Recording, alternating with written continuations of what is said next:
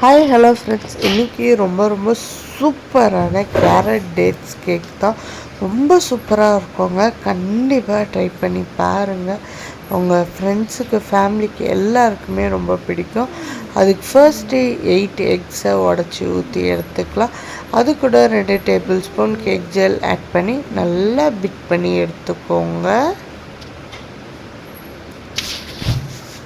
இப்போ எக்கும் கேக் ஜெல்லும் சேர்ந்து டபுள் ஆகி வந்தோடனே அடுத்து சுகர் ஆட் பண்ணணும்.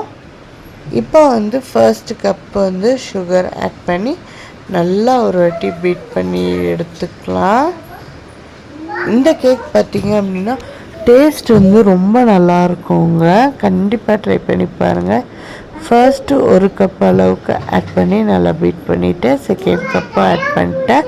அப்புறம் அரை கப் அளவுக்கு நாட்டு சக்கரை ஆட் பண்ணிக்கிறேன். கேரமல் சாஸ் வீட்டிலே ரெடி பண்ணி ஆட் பண்ணிட்டேன். அதை அரை கப் ஆட் பண்ணியிருக்கேன்.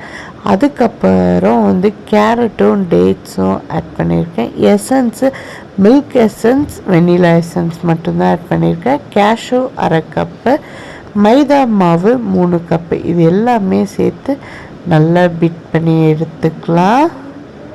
கண்டிப்பாக ட்ரை பண்ணுங்க. ரொம்ப டேஸ்ட்டாக இருக்கும். குழந்தைங்களுக்குலாம் ரொம்ப பிடிக்கும். அதுக்கப்புறம் பார்த்திங்கன்னா 8 டேபிள் ஸ்பூன் அளவுக்கு ஆயில் ஆட் பண்ணி அதையும் கூட சேர்த்து ஒரு பீட் கொடுத்து எடுத்தாச்சு. இப்போ சைடில் இருக்கிறதெல்லாம் எடுத்து விட்டு நல்லா பீட் பண்ணி எடுத்துக்கலாம். இப்போ 14x12 இன்ச்சு ட்ரேயில் வச்சு பேக் பண்ணி எடுத்துடலாம்.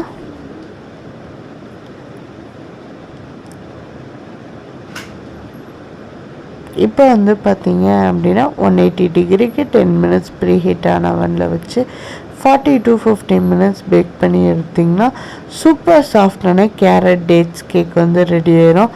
கண்டிப்பாக ட்ரை பண்ணுங்க. எல்லாருமே ரொம்ப டேஸ்ட்டாக இருக்கும். அதுக்கு முன்னாடி மேலே கொஞ்சம் கேஷ்யூ போட்டிங்கன்னா இன்னுமே எக்ஸ்ட்ரா டேஸ்ட் கொடுக்கும். கண்டிப்பாக ட்ரை பண்ணிவிட்டு எப்படி இருந்தது மறக்காமல் கீழே இருக்க கமெண்ட் பாக்ஸில் சொல்லுங்கள். தேங்க்யூ.